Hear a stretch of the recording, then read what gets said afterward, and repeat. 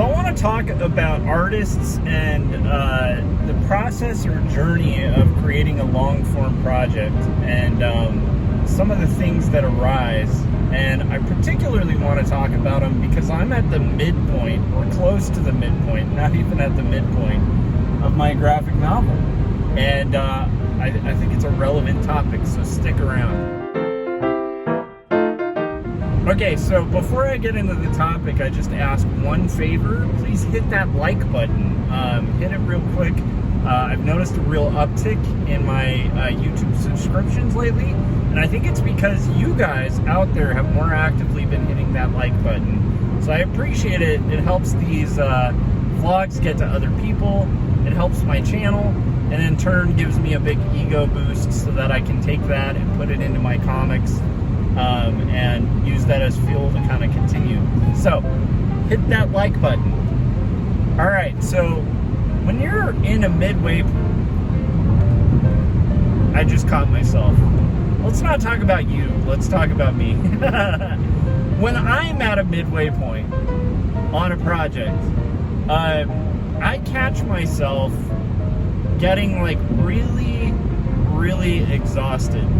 And not like physically exhausted, just like kind of at a point of, oh my gosh, what have I gotten myself into? Why do I make comics? What is the point of all of this? Who the hell's crazy enough to finish these things? Why am I looking at people around me who are able to finish these impossible tasks? And why is it so hard for me? And I always feel like instantly like there's somebody out there who has it easier. There's somebody out there who's unlocked the secret and enjoys the entirety of the whole thing. And yet, whenever I hear somebody who talks about enjoying the entirety of the whole process, when I'm at the midway point like I am right now, well, close, I'm not even there yet, I do have to wonder. I become a skeptic of those people. I start thinking, how can anyone enjoy this whole process? It's hell. It's a horrible process. So, I want to get into it. Like, I want to get into both expressing kind of like a little bit of where I'm at right now on my journey, making my third graphic novel. But I also want to touch on some ideas, and I started talking about this on my vlog, not my vlog, my live stream yesterday. So if you're curious to kind of see where this thought originates, I just kind of opened up about it on my live stream, and I thought, you know what? I should make a topic about this. So, by the way, if you're just tuning in, I'm Joshua Kemble. I've been an art director for about 8 years. I've been a graphic designer and illustrator for about 20 years. And when I'm not doing commercial art, I'm working on crazy things, indie comics, like Jacob's Apartment, which is my story that's a slice of life story documenting the characters Jacob and Sarah as they're going through a first love and figuring out their identity, and also learning how to grapple with things like loss of a family member and broken relationships. It's a doomed romance story where dreams and reality interweave, kind of in the vein of Ghost World or Eternal Sunshine for the Spotless Mind. If you enjoy doomed romance, slice of life stuff, you'd really enjoy Jacob's Apartment. Also Two Stories, which is my autobiographical comic that talks openly about my journey learning how to deal with depression, caregive for somebody with panic disorder, and also fun little stories like when I was a kid dressing like Indiana Jones and asking people to call me Indy for an entire year at school before cosplay was a thing. Brilliant idea, I know. But that's Two Stories, and both those books, Two Stories and Jacob's Apartment, are both available at bookstores everywhere, so I'd encourage you guys to pick those up.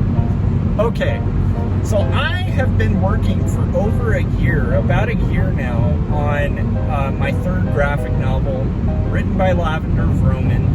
This is a historical fiction graphic novel, and I'm really excited about it. Like, it's a really good story, and I'm getting closer and closer to the halfway point, which means inevitably, and I've learned this from at least the two graphic novels that I've completed before, is that a few things, a few really valuable lessons.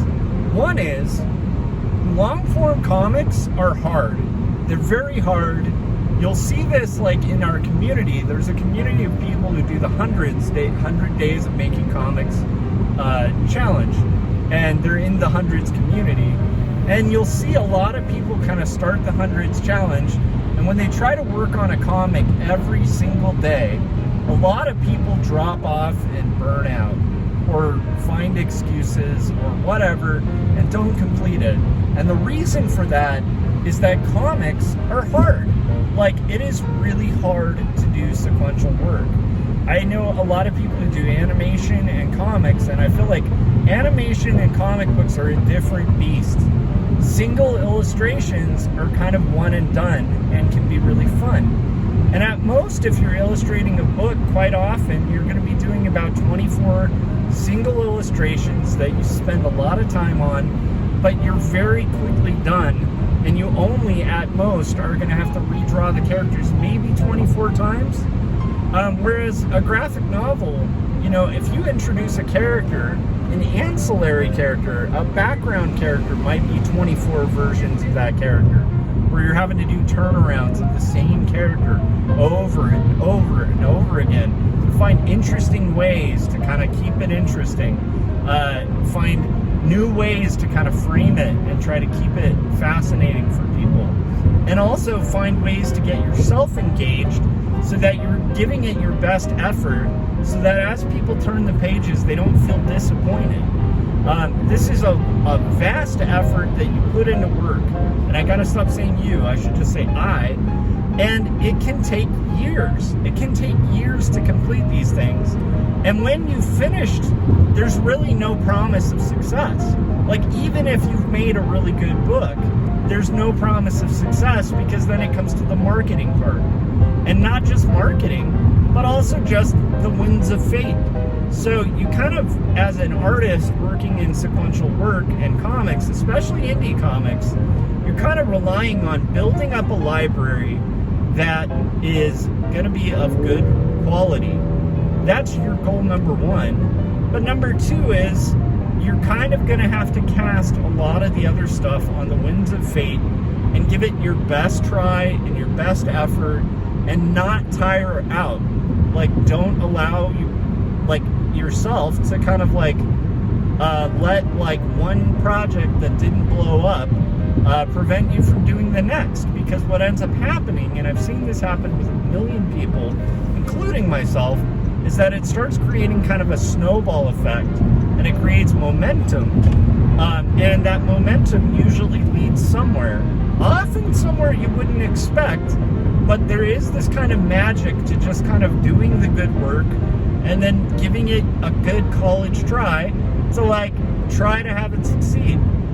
Anyhow, my point is, third graphic novel I'm working on. The first graphic novel that I worked on, the entire process was plagued with doubt and frustration and self-questioning and all sorts of stuff. Like, it was unbelievable, the level of personal challenges and mental struggle that came from that first book.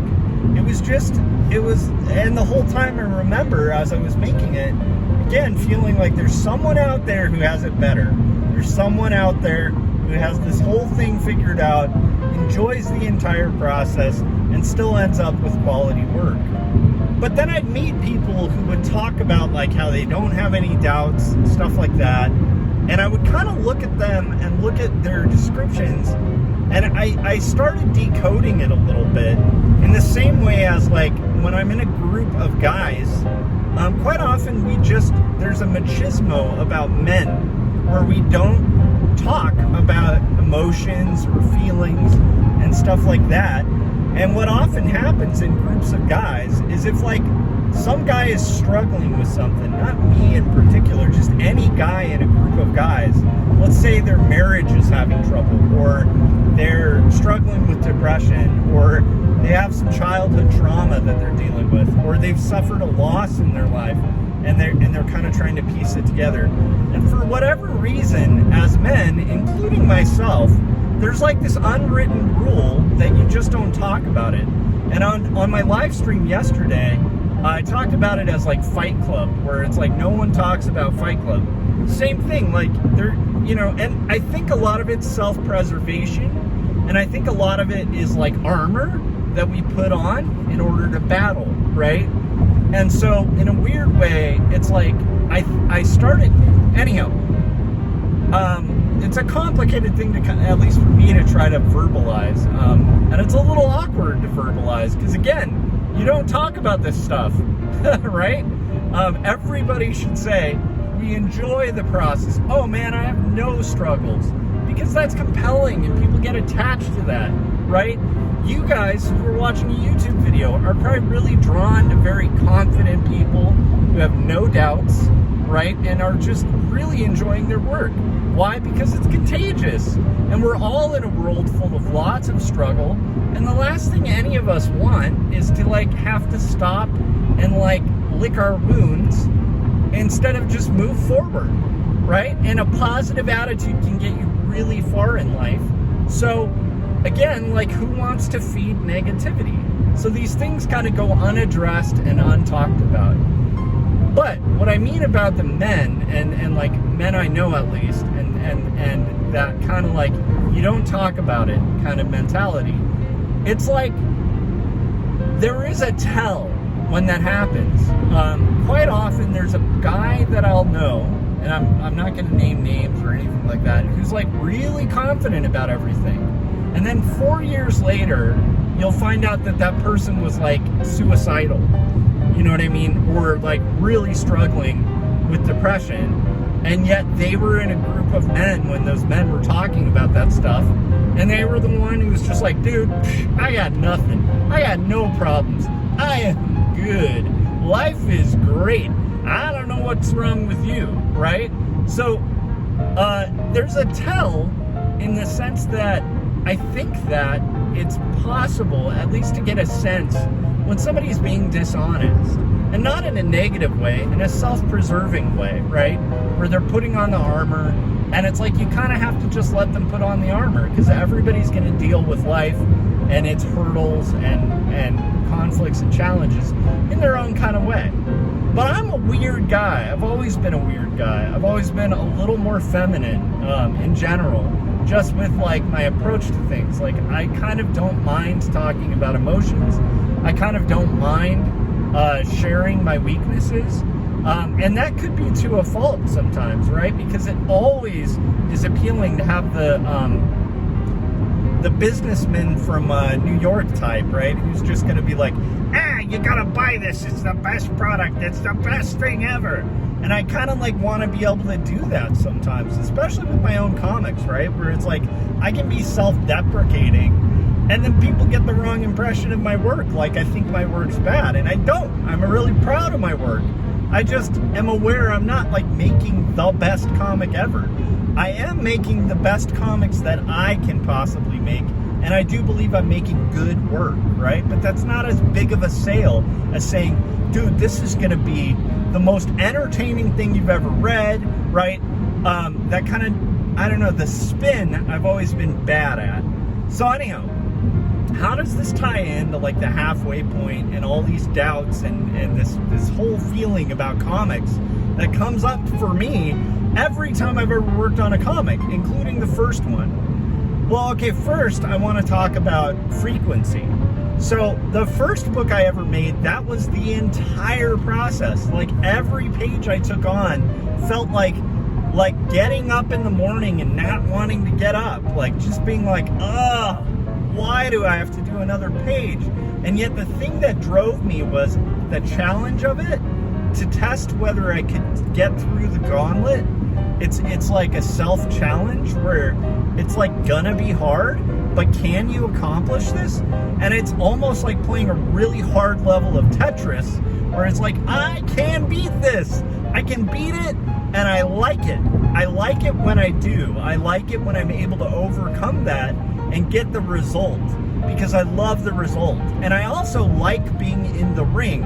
I've talked about this on vlogs a lot, but one of the things I'm the most critical of to this day, I've become a lot less critical, of a lot of things. I was really critical and snobby when I was younger. And a lot of that has gone away. But the one thing that remains after that fire of age, right, burns out all your criticism and you start being more accepting and cool. And this happens to most people, like by my age. You kind of, a lot of that heat and fire and anger gets burned out of you, right? Not burned out, but burned out of you like in a refining fire kind of way. But the one thing that remains that I think is still legitimate is I cannot stand critics that don't participate. People who love something but refuse to participate, to me that's not interesting to me. That's like talking about boxing if you really want to box, critiquing how everyone else is boxing. And it kind of reminds me of those guys who watch sports who'll be like, yeah, if I was on the court, I would have done this. And you look at the guy and they're built like terribly. There's no way if they were on that basketball court, they would get a ball across the court. It would get stolen by a guy 5 times their size, conditioned themselves, and spent a lifetime, right? A lifetime perfecting a craft. So much so that when they come up against somebody who's better or who played better, they look bad. But you know what? They're on the court. They're in the NBA, right? They're playing. And like that in itself, just to get there, is a lot of unnoticed work that a casual kind of critic can come across and very easily critique. But yet, like, there's no way they would hold water in the NBA, right? That's point one. I don't like being on the sidelines. I like being a participant in the things that I love. And one of the things I really love and I'm fascinated by, and I have this like eternal admiration for, is comics. I think that the potential for the comic book medium is one of the most exciting things on the planet, and I have never lost that excitement or interest. It's one of the things that keeps me going and keeps me fighting in that realm. But so that's point one. I have to be in the ring. If I'm gonna talk comics, I need to be making comics.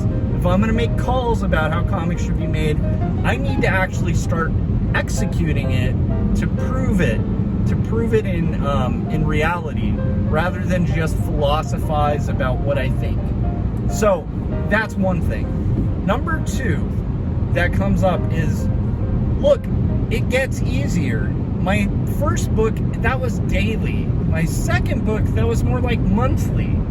This book, it's almost been the entire process where I have not felt just the absolute when I get to a page, when I'm struggling on a drawing, when I'm redrawing it for the 50th time, when I'm looking at sales numbers of previous books and going like, why does anyone do comics? This is insane. And to be honest, it is kind of insane to do comics. And I have moments where I almost feel like maybe I should just cash in my chips and just do like a superhero story. Say I'm like a certain political party, sell my comic dishonestly by being like, buy my book, it'll own these people that I don't like. You know, like take really shady methods that I disagree with. My point is, it gets tempting, and by the way, I'm not saying that's easy to do. I'm just saying there's times where I feel like I want to sell my soul. Maybe my soul's not worth it. Maybe I need to cash in my soul and just freaking sell out. Like, and honestly, that's going to be a temptation that comes up. At least for me. This is a long rant. But anyhow, my point is, so for the second thing, it's basically like, it is hell. It is hell to make things. It's hard, and it's hard work, right? And what did I get into comics for? I didn't get into it for an easy path. The easiest path in the world for me is to be called to make comics by, you could call it God, you could call it the muse, whatever it is, it's like something I'm meant to do. And if I just ignored that, that would be the easy call. To just ignore the potential. And it's the potential that drives you. And what I think that comes down to is what I consider like hope. It is easy when you're on a journey to lose hope. But, I did a vlog on fighting dragons, which I really recommend you guys check out. And it kind of addresses this idea that, like, everyone empathizes and likes the hero's journey story. And the hero's journey story would be absolutely boring if the hero didn't have to overcome obstacles in order to achieve great goals, right? And honestly, especially when the odds are against the person. So, not saying I'm a hero, but I am saying that, like, if you're gonna undertake a long journey, dude, you're gonna have Frodo moments. You're gonna have those moments where you're like looking at this ring and being like, I wish I had never found this ring. I wish I had never started this quest. I think that's one of the things that J.R.R. Tolkien painted so beautifully that we all love in a story, is the idea of this, like, this burden that you have to carry. And I will make the argument, and this might be over dramatic, that comics are a burden you have to carry if you want to do them. If you want to get to the end of your quest on a long-form project, whether it's comics, animation, a really brilliant painting, whatever it is that you want to execute and you want to achieve, it's a journey. And it's not only a journey, it's a battle. And it's not a battle that's always fun. And it's also, like, very, very much not a battle that you're promised rewards at the end. And the only reward you get from it, in my opinion, is the reward of knowing that you were able to overcome these obstacles and make something. That's it. That's the only thing you can kind of have any control over. Is like, can you push through and finish? And it's a hugely troubling and hard thing to do. At least for me. I envy people who don't struggle, but again, I wonder how many of those people who don't struggle with this kind of thing are doing the whole don't talk about it thing, right? Where it's like, it's easy to front, like everything's fine. Fugazi has a song called Bulldog Front. And it's about, like, those guys who are just like, oh, what, you looking at me? Those kind of guys, like, where they have their bulldog front, like, they're just, like, projecting machismo everywhere you go. And quite often when you get to know guys like that, like some of the most aggressive, like dudes that I know in my life, tend to be some of the most, like, tender and broken people when you talk to them. When you catch them behind closed doors, right? They're kind of the guy who's at the bar and going like, hey, did you look at me? Did you look at me weird? And quite often, that anger and that kind of, like, eagerness to just, like, get into it and fight is like a covering of, like, a really deep, sore insecurity in that person. So anyhow, I'm just saying I have a theory that might be a similar thing with artists, where I think some artists are just saying, the whole thing's a pleasant experience. I have no struggles or whatever. I think sometimes a lot of that's just like a front face that they're putting on because you don't talk about it, right? It's not the Hollywood way. The Hollywood way is to be like, dude, I have a movie pitch. You aren't going to believe it. It's the best movie pitch you've ever heard. And totally ignore or not acknowledge or just don't talk about the fact that you pitched this movie 50 times to absolute failure. Don't talk about you moved to LA from across the country and every day you wake up, you feel like, I am going to completely destroy my life. But when you're in that pitch meeting, you can't talk about that. So you get this training like nobody talks about it. Nobody talks about the struggle. They just talk about the successes. So, what is the point of this and why vlog about it, right? You don't talk about it.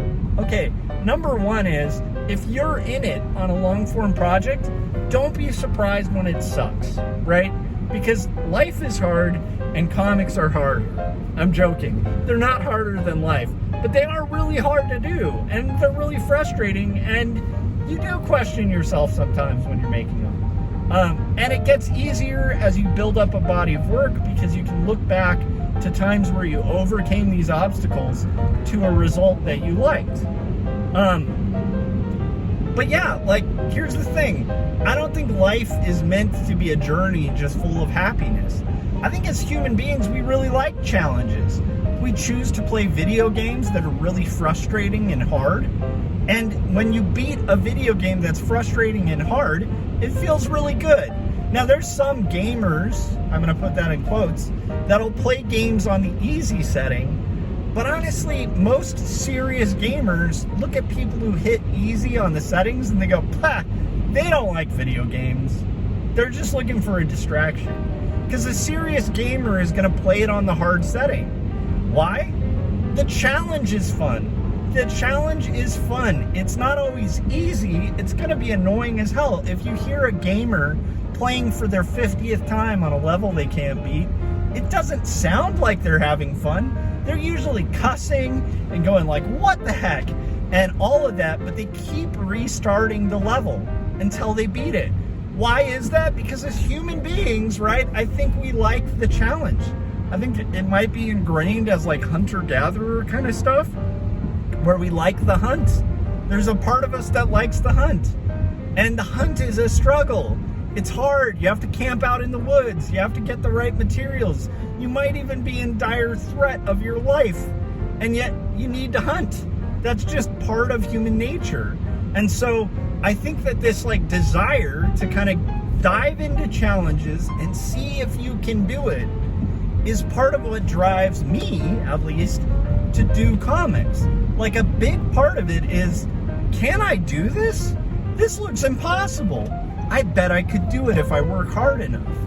And every time I am able, or have been able, to finish a graphic novel, it's proof of concept that yes, I can do this. It's just hard work. But hard work, weirdly enough, gets great results. And again, the reward is that. The reward is taking on the challenge and overcoming all of the self-doubt and all of the craziness that comes along the way. That's just what you sign up for if you're going into art. If you want to be an artist and you want it easy, you know, I watched a Dave Hickey video the other day. He's like an art critic, and he kind of makes this point. Like, if you want it easy, then you should do something totally different and weird, you know? Maybe, you know, I'm just going to paraphrase his concept, but you want it easy, maybe try squeezing toothpaste out in like different patterns on, you know, like a piece of cardboard, and then, like, I don't know, like cover it with duct tape and talk about the meaning of the art and just kind of hustle it and be a New York salesman about it. You know what I mean? If you want easy art, that's the way to go. Like, just do stuff that's like high concept art and sell it to galleries and convince rich people to give you money. That's it. That's the easy path of art. And I don't even think that's easy, right? Because that requires a lot of hustling and people skills, and you got to be a good bullshitter. If you want to make art, though, you need to be prepped for a journey that's going to be full of strife and full of struggle, and it's worth it. I really believe it's worth it. And you have to be able to retain the faith and the hope that at the end of the day, good art matters. Whether you think so, whether they think so, whether anybody thinks so, it matters. It's worth it. Even if that's a delusion, I think it's a necessary ingredient to making art. So yeah, I don't know if I have like a big optimistic thing to say.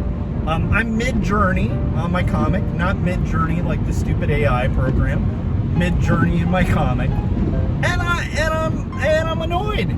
I'm annoyed, man. I'm tired.